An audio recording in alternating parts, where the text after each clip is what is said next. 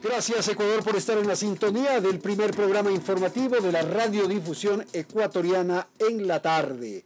Tenemos ahora mismo un sol presente en la capital de los ecuatorianos, ya son las 17:40 y el sol provoca calor sin duda en la cabina de transmisión de Radio Quito y Platinum. Curiosamente, se rompió el clima de la ciudad. Podríamos decir que se cortó este pequeño periodo invernal que habíamos asistido y ahora estamos en un clima más bien veraniego, con polvo, con viento, con las características del verano andino nuestro. Y vamos a presentar a continuación un diálogo compartido para tener información, para tener elementos y consideraciones en torno a lo que sucede en la economía nacional. Como ustedes saben, el gobierno del presidente Rafael Correa ha aplicado salvaguardias al 32% de sus importaciones. Esta decisión se va a mantener durante los próximos 15 meses. La decisión gubernamental entra en vigencia a partir del próximo miércoles 11 de marzo.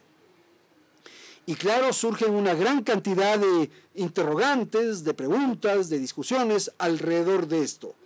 Estas salvaguardias o estas sobretasas, para tal vez entender mejor, van a ir desde el 5%, pasan por el 15%, el 25% y llegan hasta el 45%. Y son varios ítems que han sido definidos por el régimen que tendrán este impuesto, este tributo adicional en el caso de ingresar a territorio ecuatoriano. Están con nosotros para provocar este diálogo, esta conversación, el economista Luis Espinosa. Él es profesor de Economía de la Universidad San Francisco de Quito. Nos acompaña aquí en la cabina central de Ecuador Radio. Y también está Gabriela Calderón de Burgos. Ella está en la línea, nos acompaña desde la ciudad de Guayaquil. Ella es articulista, analista de temas políticos, económicos, sociales, en fin, y es investigadora del Instituto Cato. Gracias entonces a Luis, gracias a Gabriela. Y quizás, Gabriela, vamos a empezar con usted en el puerto principal, para que nos dé una explicación, nos dé una información de qué son las salvaguardias. Pregunta elemental en este caso, pero que nos permite tener un contexto del diálogo que vamos a sostener. Muy buenas tardes. Adelante, Gabriela, le escuchamos. Muy buenas tardes, Andrés. Muchas gracias por la invitación. Las salvaguardias es el nombre que se le da a unos impuestos que se le cobran a las importaciones como mecanismo para defenderse ante choques a la economía, golpes a la economía originados en las condiciones externas. En lo que está pasando es que se está utilizando el hecho de que la economía está dolarizada como un justificativo para implementar estas salvaguardias. Pero en realidad uno tiene que preguntarse por qué aquí hay tanto aspaviento, por qué aquí hay tanto nerviosismo, si en las otras economías latinoamericanas dolarizadas que han sostenido déficits mucho mayores a los que ha tenido la economía ecuatoriana y todos los años, a diferencia de la economía ecuatoriana, no se han implementado este tipo de medidas y no han tenido ningún tipo de crisis ni recesión. Por ejemplo, Panamá entre 2005 y 2013 ha sostenido déficits de entre menos 0,6% de su PIB y hasta menos 15% de su PIB. Incluso el año que tuvo un déficit en la cuenta corriente, que incluye la balanza comercial de 15%, la economía panameña creció al 8%. Lo que quiere decir que tener un déficit en la balanza comercial no necesariamente es algo malo, no es un indicador que nos condena a sufrir una crisis, ni mucho menos es justificativo para implementar todo tipo de medidas que sí van a afectar a la economía y sí podrían llevarnos a un menor grado de crecimiento. Muy bien, Gabriela. El turno es para su colega Luis Espinosa. Luis, su apreciación de lo señalado. Buenas, Andrés. Buenas, Gabriela. Un placer. La verdad es que da gusto ver esta maravillosa vista de Quito en un día tan bonito. Día bonito para noticias tristes no dramáticas, diría yo. Creo que lo primero que tenemos que hacer es dejar las cosas claras. Salvaguardia, lo que quiere decir, utilizamos mucha palabrería para confundir a los ciudadanos, pero no me gustaría que nosotros como profesores confundamos, sino que lo aclaremos. Esto es una subida de impuestos. Es una subida de impuestos en toda regla y no es una subida de impuestos cualquiera, es una de las subidas de impuestos más importantes de toda la historia de Ecuador. Eso es a lo que nos enfrentamos. Una subida de impuestos que va a hacer que los ecuatorianos sean algo más pobres. ¿Por qué más pobres? Porque con el mismo dinero van a poder comprar menos cosas. Van a poder comprar menos cosas porque van a ser más caras y además van a poder comprar menos variedad de cosas, puesto que va a haber muchas cosas que a lo mejor no entran en Ecuador. Así que, de entre toda la retórica y toda la palabrería que utiliza el gobierno, vamos a dejarlo claro. Esto es una subida de impuestos que nos va a hacer a todos más pobres. Gabriela, nosotros aquí en el país hemos estado acostumbrados en el pasado a recibir estas noticias. Esto se registraba en una cadena de radio y televisión a las 20 horas en el horario de mayor atención y era el ministro de Finanzas o el propio presidente de la República el que anunciaba esto, que en la calle lo decíamos como paquetazo. ¿Usted cree que este es un paquetazo? Por supuesto, estamos hablando de aranceles de entre el 5% y el 45% para 2.800 categorías de productos que impactan, según diversos reportes, entre 32% y 35% de lo que importamos todos los ecuatorianos. Y esto es un paquetazo precisamente del mal tipo, del peor tipo que se puede tener, que es impuestos que no son aprobados por el legislativo.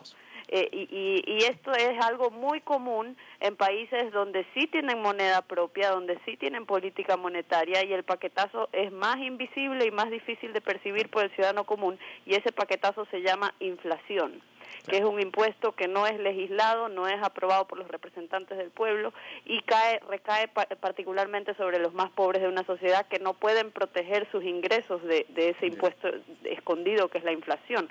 Como aquí no hay política monetaria y gracias a Dios no pueden hacer ese tipo de travesuras, entonces lo que han recurrido es a enviar el paquetazo por la vía del comercio exterior, encareciéndole los productos importados y los insumos para la producción de los productores ecuatorianos, porque no es solo productos de consumo, sino también insumos importados para la producción.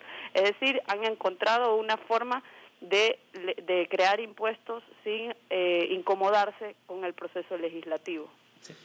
Luis, el turno es para usted para comentar lo mismo, pero con un elemento adicional. Tenemos aquí una declaración que ha formulado el ministro de la Producción, el ministro Ramiro González, y dice: salvaguardias impuestas por Ecuador pretenden ahorrar $2.000 millones en importaciones. A ver, qué satisfacción me da escuchar a un ministro de este gobierno diciendo que hay que ahorrar, pero precisamente ahorran por el camino equivocado.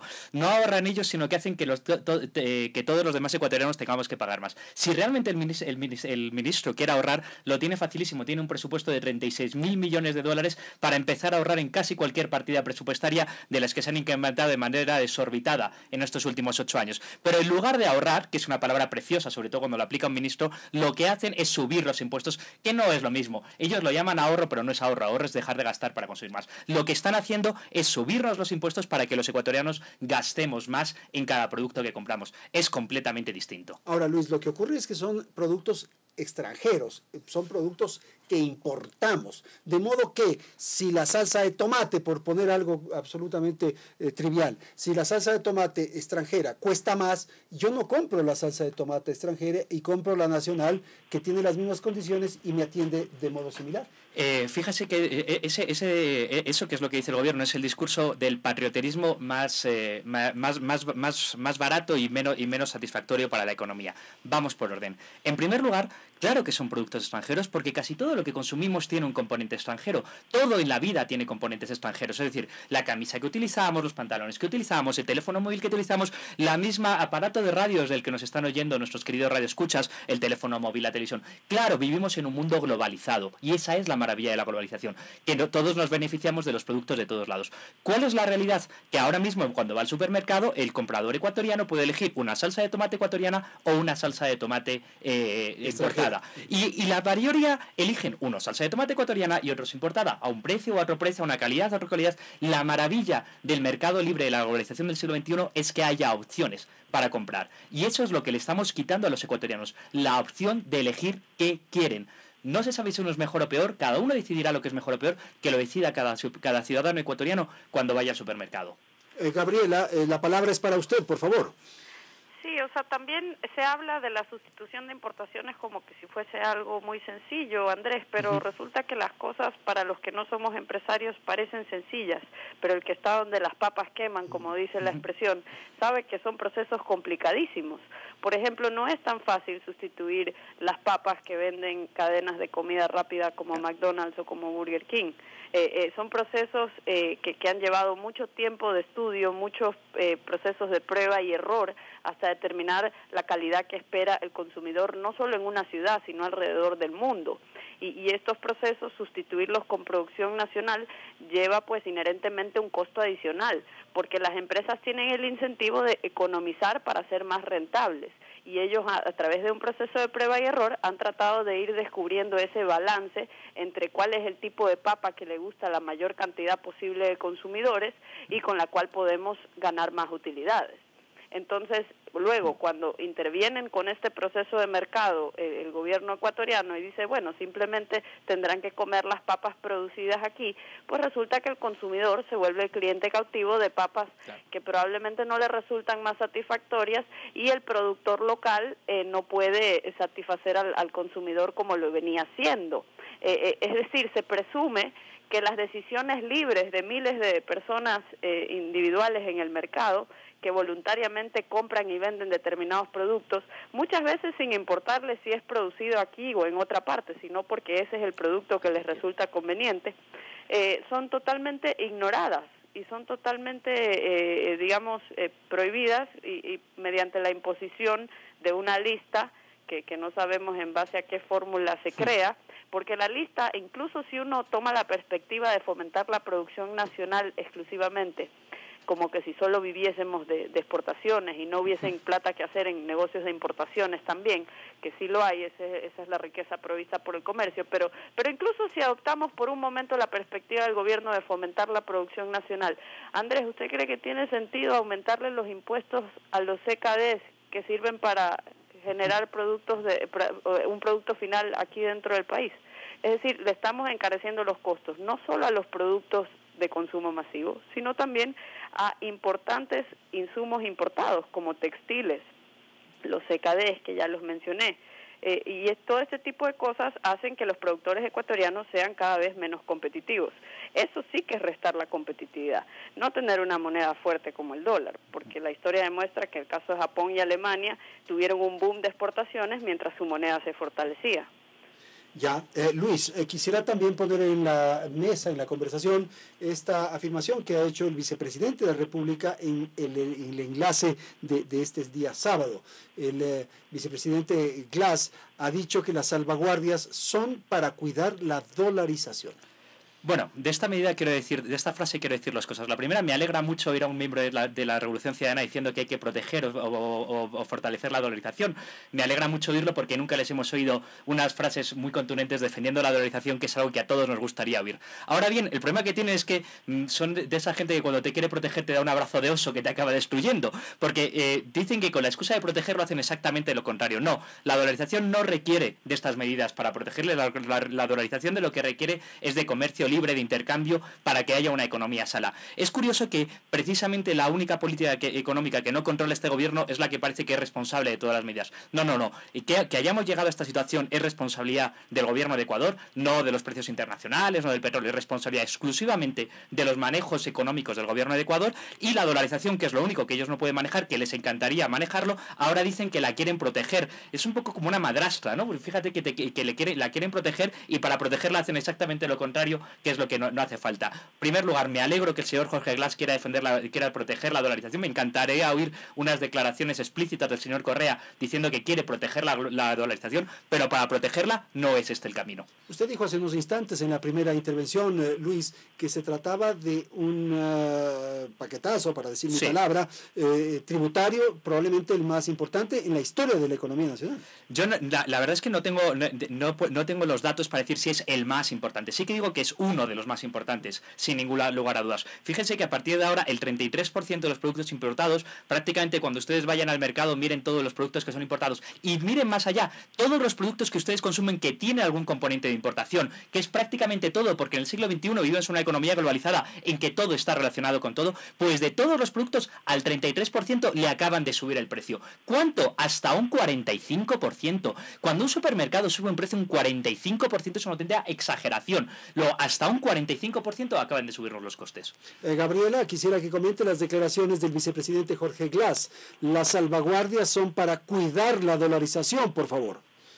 Me parece muy confuso, Andrés, porque, o sea, ellos hablan siempre este estribillo de para defender la dolarización, tal cosa para defender la dolarización, y te digo por qué me parece confuso, porque si les gusta tanto la dolarización y la quieren defender tanto, pues gastan sorprendentemente demasiado tiempo, recursos y energías diciendo por qué fue un error. Y por qué es algo que nos limita y por qué es como una cruz con la que cargamos los ecuatorianos. Yo digo, ¿para qué defenderla entonces? Porque son ellos mismos los que hacen estos documentales, como el que salió ayer por la noche en Ecuavisa, estos documentales para explicarnos, o el presidente siempre dice que ha sido el peor error económico en la historia del Ecuador. Entonces, la verdad que yo creo en ser coherente, ¿no? Entonces, si fue algo malo, si es algo que nos limita, pues deberían de ser honestos y llevar a la consecuencia lógica de esas convicciones, que sería desdolarizar, pero no, recibimos un mensaje mezclado y la verdad es que esto de aquí genera incertidumbre y la verdad es que eso sí opera en contra de la vigencia de la dolarización. Ahora, Gabriela, sí, usted señala y coincide con Luis que se va a producir un incremento de los precios. Nosotros como ciudadanos, como clientes, que vamos a una tienda, que vamos a un supermercado, que quizás a un centro comercial o donde sea, ¿qué es lo que vamos a sentir? ¿Usted cree que va a haber una inflación enorme, unos precios desorbitados, todo va a ser más caro? En fin, estamos ya asistiendo ya a la hecatombe. No, yo no creo que, a ver, yo no tengo una bolita de Cassandra tampoco, pero yo no creo que inmediatamente podríamos ir a una hecatombe. Vamos a ver en este momento un proceso de una especie de negociación tras bastidores. Seguramente varias cancillerías contactarán a sus contrapartes en el Ecuador para negociar tras bastidores que se remuevan ciertas categorías, ciertos productos de la lista que serán afectados. Por ejemplo, el gobierno chileno podría ser afectado por los aranceles incrementados a las frutas que están en la lista y también puede haber, incluso se puede dar el caso que alguna nación, algún socio comercial particularmente afectado presente una queja ante la Organización Mundial de Comercio, porque esto sí estaría en violación de los compromisos que Ecuador tiene con ese organismo del cual es miembro, pero ese tipo de quejas en este organismo internacional llevan mucho tiempo, mucho más que los 15 meses que se nos ha dicho que va a durar esto. Lo cierto es que sí puede darse inmediatamente una variación, una reducción en la cantidad de productos que están en esa lista. Definitivamente que vamos a sentir los consumidores un incremento en la cuenta del supermercado y eso, eso es la carga tributaria incrementada y ahí los más afectados son los pobres, los que no viajan, los que no pueden, comprar cosas para provisionarse haciendo compras en el exterior y digamos eso es lo que ha venido pasando desde hace 2 años. Yo escribí un artículo hace un poco más de un mes titulado Navidad para ricos. Es impresionante el diferencial de precios y lo que sí se puede ver, Andrés, es una diferencia injustificada entre la tasa de inflación que viene teniendo el Ecuador y aquella de los Estados Unidos, y esa diferencia puede reflejarse en el impuesto a la salida de divisas y también en el incremento artificial de los precios dentro de nuestra economía. Y claro, se van a perjudicar los más pobres, ha dicho usted, porque no pueden salir del país. Y quizás se van a beneficiar los contrabandistas, Gabriela. Más que los contrabandistas, bueno, por un lado sí, obviamente los contrabandistas, claro. Por otro lado se vuelve más atractivo, ¿no? Es un negocio que se les están sirviendo en bandeja de plata. Por otro lado, también se vuelve un negocio muy redondo para los industriales y ciertos empresarios nacionales que reciben el privilegio de tener un mercado cautivo. Y eso es básicamente el modelo heredado desde que éramos colonias españolas, el viejo mercantilismo, es decir, quien está más cercano al poder obtiene ciertos privilegios y de ahí surgen las históricas desigualdades de riqueza en América Latina, ¿no? Entonces es como una versión moderna del mercantilismo del siglo XXI, si se le quiere poner un nombre. Ok, Luis, ahora es el turno para usted. Sí, bueno, yo estoy seguro que hay, en las tabernas de Tulcán y de Ipiales están brindando con whisky de calidad porque evidentemente... Pero whisky carísimo. Whisky carísimo. Están brindando con él porque todos los contrabandistas se han beneficiado muchísimo. Si el precio es todavía más caro del interior del país, el negocio sale mucho mejor. Perdón, esto quisiera que nos explique, Luis. Esto significa que este momento, el traer productos colombianos subterráneamente, por decir un caso, claro, va a ser mucho más atractivo. Claro, el diferencial, cuanto mayor es el diferencial a un lado y otro de la frontera, mucho más rentable y mucho más riesgo se pueden correr a uno u otro lado de la frontera por importar el alcohol. Se acaba de subir al alcohol, que ha sido un 25%, o el tabaco le acaban de incrementar un 45%, acabas de ganar un 25 o un 45% de margen, así, de la noche a la mañana. Cualquiera que tenga un negocio sepa que un 25-45% de la margen hace un negocio muy rentable. Estoy seguro que todos los contrabandistas de Tulcán y Ipiales están ahora mismo brindando por esta nueva medida. Ahora, lo que ocurre es que este momento a nosotros nos resulta mucho más atractivo ir a Colombia a hacer compras. Nosotros con el dólar, con un dólar fuerte, vamos a poder hacer compras, más compras con nuestro dólar. Lo cual es maravilloso, ¿no cree? Porque a mí me preocupa, porque es curioso escuchar al señor Marx Carrasco, el señor ministro, diciendo, el problema es que el dólar se ha fortalecido. Y yo digo, bueno, yo cobro en dólares y me encanta comprar cosas en dólares. Mis dólares valen más dinero. Todos los ecuatorianos que nos están escuchando tienen dólares en su bolsillo que ahora se ha revalorizado. Fíjese la palabra que especificáis, revalorizado, ha ganado valor. Ahora nuestros dólares ganan valor. Eso es un problema porque yo no veo el problema por ningún lado. Lo que yo veo es una gran ventaja para todos los consumidores ecuatorianos. Y yo quisiera complementar lo que está diciendo Luis, porque yo acabo de venir de Colombia este fin de semana y los escuché a los colombianos quejarse de que el precio está muy barato. Entonces todos los insumos de producción se les han encarecido.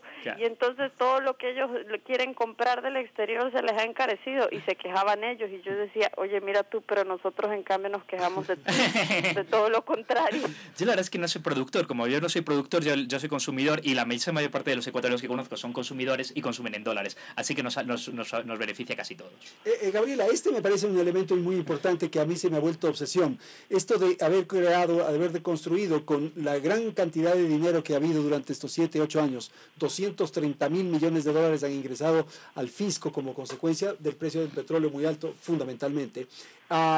Esto de haber creado, una sociedad de consumo. Usted ve la cantidad de vehículos que hay en nuestras calles, usted ve que hay más celulares que seres humanos, vemos que hay centros comerciales abarrotados y vemos que todos están yendo a los restaurantes los fines de semana. O sea, tenemos una sociedad de consumo. Esto parecería que es bueno desde una perspectiva, pero es un consumo falso, es un consumo de plastilina que se puede caer en cualquier momento, Gabriela.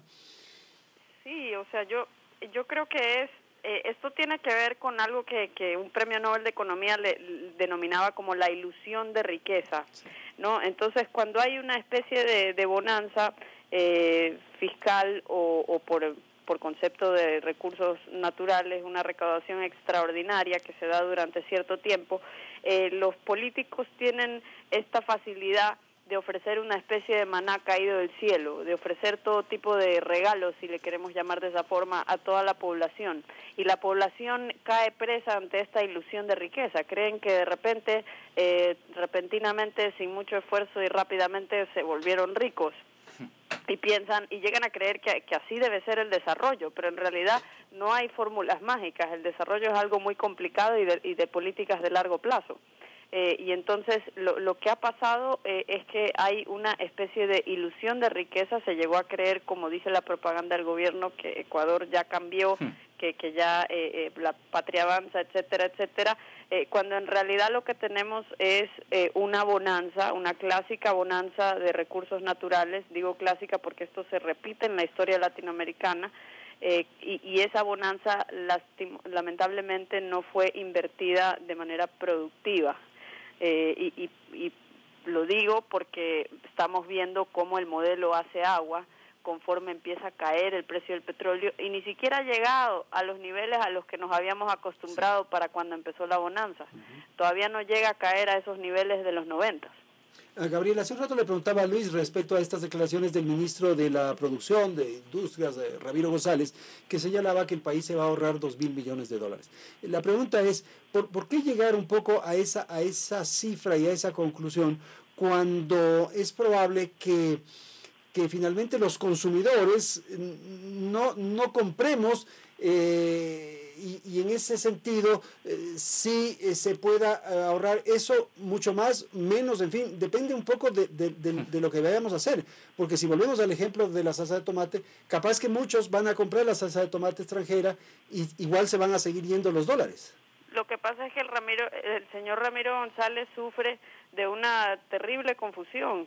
Esa terrible confusión es pensar que lo que le conviene al gobierno necesariamente le conviene a la sociedad, o confundir la sociedad con el gobierno, o confundir el presupuesto mío y el de mi familia con el del gobierno. Son cosas muy distintas. El presupuesto de una empresa es muy distinto al presupuesto del gobierno. Es decir, él habla de un ahorro para el gobierno del país, no necesariamente para los consumidores ecuatorianos. Todo lo contrario, los consumidores ecuatorianos van a tener que pagar precios artificialmente más caros, lo cual va a reducir la cantidad de recursos que tienen disponibles ellos para ahorrar, para invertir. Todo lo cual reduce la producción al final del día y también el consumo. Luis, por favor. Sí, la verdad es que es curioso porque evidentemente hay un clarísimo elemento de arbitrariedad en estas decisiones. Es decir, no hay un informe técnico que nos diga por qué el 5, el 25 o el 45% de cada una de las partidas seleccionadas. Y la cifra de 2.000 millones es prácticamente imposible de calcular. Es decir, depende de cómo respondan los ciudadanos y eso no lo sabemos. Y tampoco sabemos por qué se ha elegido el 45% y no el 50% o no el 35%, y tampoco sabemos por qué la canela tiene el 5% y el ají o la paprika húngara tiene el 45%. No hay ningún criterio técnico solvente que esté detrás de cada una de estas 2.000 partidas. Claro, que habría que ir partida por partida, según dice la OMC, y ese informe todavía no lo conocemos o no se ha hecho presente. Lo cual es curioso, porque el informe que sirvió para las salvaguardas, recordemos, aplicadas a Perú y Colombia, que luego fueron declaradas contravinientes a la ley de la Comunidad Andina de Naciones, no decía nada de esto, pero se justificaba lo mismo, y ahora se hace una cosa completamente distinta y justificando lo contrario. Es bastante curiosa esta idea. Los 2.000 millones no se sabe de dónde sale esa cifra. Más bien lo que es los 2.000 millones son el diferencial que necesitan recaudar debido a la bajada del precio del petróleo, y ahí dice la vamos a intentar conseguir por aquí. Pero yo no conozco el informe técnico que realmente... Y ese informe dependerá de lo que hagan los ciudadanos ecuatorianos, por tanto es bien difícil de hacer. Hay una noticia en Diario Universo que está ahora mismo en la versión digital de este periódico que dice: artículos escolares y cuadernos importados deberán pagar sobretasa del 45%. O sea que el tema de la educación y lo de... Claro, ahora entramos en esta discusión que no sé si me gustaría entrar, porque ahora entramos en esta discusión de las 2.000 partidas, una por una, tenemos que ir decidiendo si tiene arancel, si tiene tasa o no tiene tasa. Y ahí tenemos que tener dos cosas. En primer lugar, la prepotencia del gobierno, que cree que sabe lo que necesitan los ecuatorianos o lo que no necesitan los ecuatorianos. En segundo lugar, aunque lo supiese, no se podría hacer, porque un mismo artículo, un mismo insumo, puede servir o para una industria, para ser insumo para la industria, o puede servir para el consumo. Es decir, depende. El mismo litro de leche, si lo compra una cafetería, es insumo para la cafetería, es inversión. El mismo litro de leche, si lo compra una familia, es consumo. Luego, tampoco se puede saber la prepotencia del gobierno, que cree saberlo y no lo puede llegar a saber. Y ahora vamos a ir una por una de las partidas a discutir qué tasa debería ser. Yo creo que ese es el camino incorrecto. Yo creo que deberíamos oponernos a las salvaguardas en su totalidad, en lugar de empezar a discriminar una por una. Unas por sí, otras no. Gabriela, no sé qué afectación tiene esto, de qué modo puede perjudicar o beneficiar, no sé, esa es la pregunta que le transmito. El acuerdo con Europa, esta definición que ha tomado el gobierno la semana pasada. Yo dudo de la vigencia incluso durante 15 meses de estas salvaguardias, precisamente por los compromisos previamente adquiridos por el gobierno con la Unión Europea, o tal vez de lo que hay que dudar es de que vaya a llegar a implementarse ese acuerdo que afortunadamente se logró con la Unión Europea.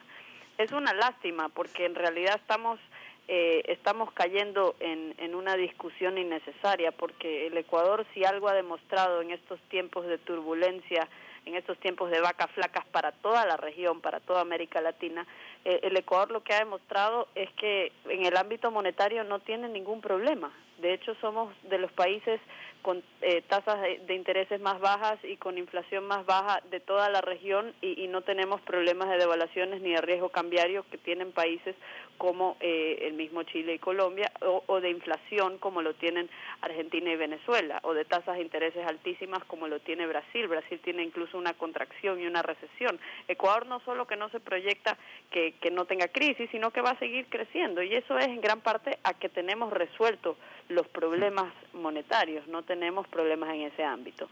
Entonces, deberíamos estar discutiendo otra cosa, porque también coincide que Panamá y El Salvador tampoco tienen problemas en el ámbito monetario, y ellos también están dolarizados. Pero este año Panamá va a crecer al 8%. ¿Por qué nosotros no vamos a crecer al 8%? Panamá también está dolarizado. Esa es la pregunta, Andrés. O sea, tenemos que ver otras áreas, y yo creo que el modelo de desarrollo implementado por el gobierno tiene particulares falencias en el área de política fiscal y en el área de política comercial. El problema es el gasto del gobierno, y eso no se resuelve teniendo moneda propia ni teniendo dolarización. Eso hay que meterse a devolver el gasto a niveles más sensatos. Gabriela, tengo una noticia que ha llegado a nuestra cuenta de Twitter que refiere que se habría dispuesto la emisión de bonos de deuda por $1.000 millones. Hay una persona que llama Estefanía en la cuenta de Twitter y dice: urgente consultar esta noticia, $1.000 millones más en bonos de deuda. ¿Usted conoce algo al respecto? Me acabo de enterar en este instante, debe ser algo muy reciente. La sí, verdad, desde hace pocos instantes, y está ya difundiéndose a través de la agencia Reuters, que ha emitido ya un boletín, un mensaje en inglés. Está firmado por un señor que nombra o que menciona, dice Davide Singulieso, es quien firma a nombre de la agencia Reuters y señala de esta nueva emisión de bonos. Pero bueno, dejémoslo ahí, puesto que no es una noticia confirmada. Por favor, Luis, sobre el tema de las salvaguardias. Me parece que en ciertas circunstancias los países sí pueden establecer controles y medidas para proteger su producción nacional, y para eso existen las salvaguardias. Bueno, aquí parecería que lo que ocurre es que se fue en exceso. Pero este es un mecanismo absolutamente válido, pues. Bueno, es un mecanismo válido, depende de que lo consulte. Es decir, todavía la legalidad de estas salvaguardias, unas salvaguardias generalizadas dentro de la Organización Mundial del Comercio, no está nada establecida, porque precisamente la Organización Mundial del Comercio, como la Unión Europea, como todos los organismos internacionales, se establecieron para favorecer el libre comercio entre las naciones. Porque la evidencia demuestra a lo largo de todo el siglo XX y todo el siglo XXI, la evidencia demuestra por la teoría económica, la evidencia que demostrada por nuestra vida diaria, es que el comerciar con otras naciones, el intercambiar los unos con los otros, el recibir lo que los otros países, lo mejor que los otros países producen, y poder nosotros llevar lo que mejor nosotros producimos a otros países, nos hace a todos más ricos. Luego, ¿es esta medida legal? Todavía está entre paréntesis. Recordemos que las salvaguardas que se impusieron en enero a Colombia y a Perú fueron declaradas contravinientes a la normativa de la Comunidad Andina de Naciones. Hay una resolución muy explícita al respecto. Y estas es muy dudoso que la Organización Mundial del Comercio, o que la Comunidad Andina de Naciones, o que la LADI, o que todos esos compromisos de libre comercio que tiene establecidos Ecuador las vaya a admitir. ¿Por qué? Porque precisamente para eso se crean estos organismos, porque precisamente para eso está el sustento de la teoría económica y de la evidencia histórica. Porque el intercambiar, el comerciar entre otras naciones nos hace a todos más ricos. No solo hace más ricos a los que nos importan, también nos hace más ricos a nosotros, que podemos elegir diversidad de productos dentro del supermercado, que podemos disfrutar de los bienes que se producen en Colombia, en Perú, en China, en Europa, en África, en Asia, en todos los lugares del mundo. Tampoco es viva la fiesta, abramos las fronteras, saquemos todos los guardias que hay en las fronteras y que entre, que esta sea la locura. Andrés, la evidencia es bastante clara. Aquellas naciones que tienen mayor apertura comercial son las naciones que son más ricas. Hay correlación directa entre apertura comercial y riqueza. ¿Por qué son ricos? ¿Por qué se hicieron ricos en la Unión Europea desde el año 45, precisamente para eso hizo la Unión Europea? Precisamente porque que el intercambio de bienes y servicios, de mercancías, dentro de todas las naciones que formaron ese bloque ha sido muy superior. Y en la Unión Europea no hay fronteras dentro de la Unión Europea, y por eso se ha provocado un gran crecimiento. Hong Kong, Taiwán, todas las naciones que tienen mayor intercambio comercial son las más ricas del mundo. Ahora, Gabriela, una de las reclamos, de las exigencias que se ha hecho constantemente al gobierno de Rafael Correa es no haber estimulado la inversión local, no haber promovido, no haber impulsado, en fin, la inversión aquí. Yo quería hablar justo de eso, porque muchas veces la respuesta al ejemplo del caso panameño es, bueno, pero ellos tienen el canal de Panamá. Y uno puede contestar, bueno, pero ellos no tienen petróleo y nosotros tenemos el petróleo. Y luego dicen, bueno, pero tiene centro financiero, entonces tiene un superávit en la cuenta de capital. Y ahí eso es interesante, Andrés, porque eso de ahí es una reforma que Panamá hizo en el año 1971, para cuando ya ese país tenía más de 6 décadas dolarizado. Entonces, ¿qué es lo que Ecuador puede? Y a mí me gusta proponer soluciones. Ecuador no tiene un sistema, podría tener un sistema monetario mejor y podría fortalecer la dolarización emulando lo que hizo Panamá en el año 71, que hizo una ley financiera que realmente integró su sistema financiero con el sistema global de finanzas, y eso le ha permitido atraer muchos capitales que le permiten tener un crecimiento alto, incluso cuando tiene déficits en la cuenta comercial. Ya, Gabriela, vamos a ir concluyendo ya esta conversación y quisiera pedirle una apreciación. Finalmente esto lo que va a provocar es un aumento significativo en la inflación. Lo cierto es que van a aumentar los precios de estos productos. Eso es lo que va a suceder. ¿Usted cree que va a ser una inflación difícil de controlar? En dolarización esto se puede salir de cauce, se puede salir de madre, como se dice. La pregunta, lo que pasa es que no sería culpa de la dolarización, porque son medidas que está tomando el gobierno por voluntad propia, no es como se está diciendo la narrativa de que no les quedó otra opción. Sí hay otra opción, y hay ejemplos de países, no solo en Latinoamérica, sino afuera de Latinoamérica, que han realizado ajustes frente a choques externos sin devaluar, estando con una moneda fuerte como el euro, como el dólar, y lo han hecho por la vía fiscal, porque generalmente lo que hay detrás de esto es una inflexibilidad en las cuentas fiscales y un gasto descomunal. ¿Usted cree que eso es lo que había que hacer? Resolver y atender el tema fiscal antes que promover o impulsar esta medida que se va a poner en práctica el miércoles. Pues claro, yo creo que para un político es mucho más cómodo pasarle la cuenta al resto de la sociedad que apretarse los cinturones ellos con todas las personas que han empleado en Quito, y sobre todo porque le temen a que se dé lo que aquí conocemos como el mal reparto. Ya, Luis, ¿con usted terminamos? Pues la verdad, Andrés, yo estoy muy agradecido de haber tenido esta intervención porque estoy francamente preocupado. La imposición de las salvaguardas, esto es del impuestazo o del paquetazo de impuestos que ha impuesto el gobierno de Rafael Correa, es el camino contrario a la prosperidad. Es el camino contrario porque es el camino del aislacionismo, de aislar a Ecuador del resto de países del mundo. Y además es el camino contrario porque es, en lugar de resolver el problema fiscal, en lugar de resolver los problemas de productividad, hacer que los ciudadanos paguen muchos más impuestos. Y me preocupa además la retórica del gobierno. Por un lado parece que esto es culpa de la dolarización, cuando precisamente la dolarización es lo único que nos salva de la crisis económica, de abocarnos a una crisis económica mucho más profunda, y por otro lado parece que esta es una medida patriotera o patrioterismo, cuando en realidad solo es una medida que hará que los ciudadanos ecuatorianos paguen más dinero por lo que quieren consumir. Y tampoco resuelve el problema. No resuelve ningún problema, crea muchos más problemas. Gracias, señores. Muchísimas gracias a Luis Espinosa aquí en la ciudad de Quito y a Gabriela Calderón de Burgos en la ciudad de Guayaquil. Hemos mantenido este diálogo para conocer las apreciaciones de nuestros invitados en torno a estos aumentos en las aranceles, en los impuestos que se paga como consecuencia de la importación de productos que llegan al país. Muchísimas gracias por atender este diálogo.